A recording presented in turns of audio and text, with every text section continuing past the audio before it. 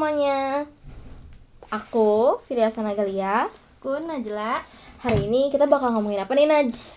Kita akan ngomongin tentang pendidikan yang maju di zaman era Yunani kuno gitu loh. Yaps, benar banget. Jadi di sini kita mau ngomongin tentang pendidikan di dunia itu sebenarnya awalnya dari mana sih? Dan ternyata jawabannya ada di Yunani. Yes, betul, di peradaban Yunani kuno, teman-teman. Mengapa peradaban Yunani kuno itu begitu maju pada zamannya? Nah, kenapa tuh? Nah, kenapa peradaban Yunani kuno itu sangat maju di zamannya? Karena di Yunani kuno itu dulu melahirkan sangat banyak filsuf yang sangat cerdas ya. Kalau kalian nggak tahu, filsuf itu adalah orang-orang yang belajar, mempelajari dan membuat filsafat gitu ya. Kalau misalnya peradaban yang eksis di abad 8 sampai 4 sebelum Masehi itu menjadi peradaban yang paling maju di zaman itu. Yes, benar banget, karena dari yang kita tahu, orang-orang filsuf itu lahirnya atau awal mula perkembangan filsuf dan filsafat itu lahirnya di era-era tahun 8 sampai 4 sebelum Masehi. Oh iya, dan sampai sekarang pun filsuf-filsuf terkenal itu banyaknya orang Yunani, teman-teman. Selain filsafat juga ada ilmu-ilmu lain juga yang awalnya berkembang di Yunani. Kayak apa tuh? Kayak matematika. Ya, matematika. Banyak banget pokoknya ilmu-ilmu yang awalnya terkenal dari Yunani. Kenapa sih Yunani kuno itu semaju itu dan banyak edukasi di sana?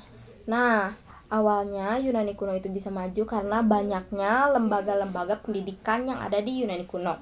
Yang awalnya tuh didirikan oleh siapa ya namanya? Socrates, Plato.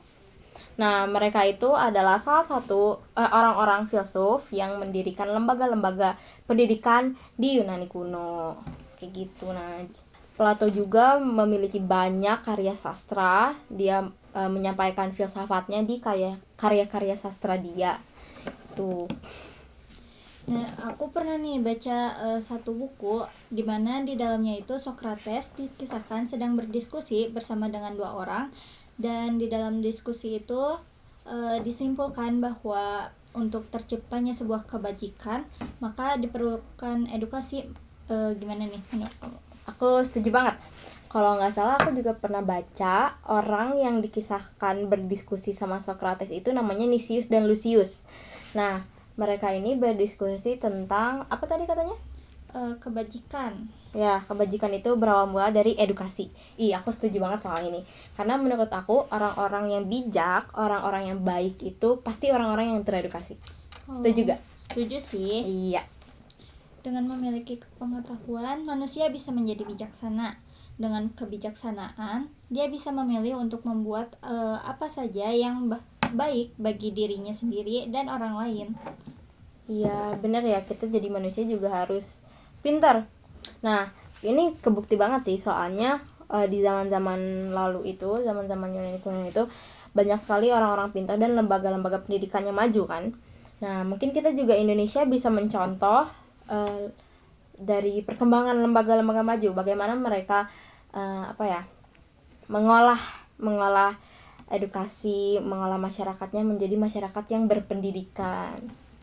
Nah, menurut aku juga banyaknya kasus kriminal itu disebabkan karena kebodohan, ya nggak sih, Naj? Betul banget sih. Iya. Soalnya kayak kriminal itu sebuah simpang siur gitu gak sih? Iya, benar banget. Pasti orang-orang yang kriminal itu mungkin mereka punya kekurangan ekonomi atau apapun yang sebenarnya bisa dicegah melalui pendidikan. Tak hanya di bidang ilmu sih pastinya, bahkan pemikiran Yunani kuno di bidang transenden juga masih dikenang dan dipelajari hingga kini. Bahkan banyak dijadikan sebagai acuan pendidikan spiritual di zamannya. Yang membuat Yunani kuno semakin maju itu adalah banyaknya edukasi di sana. Oh, bener ya. Jadi kita masyarakat Indonesia juga bisa sebenarnya mencontoh sih. dari peradaban di Yunani kuno dulu. Nah, sebenarnya masih banyak banget cerita tentang awal mula peradaban Yunani kuno ini, ada di banyak buku pastinya ya. Contoh salah satu bukunya itu ada di Dialog-dialog oleh Socrates. Nah, kita bisa banyak tahu awal-awal perkembangan Yunani kuno itu dari buku-buku filsafat ya. Iya. Nah, jadi untuk kalian yang lebih penasaran, jangan lupa sering banyak baca buku ya. Kita berbincang kapan-kapan lagi. Apakah ada yang mau disampaikan? Cukup sih. Jangan lupa belajar teman-teman, jangan lupa membaca buku. Bye.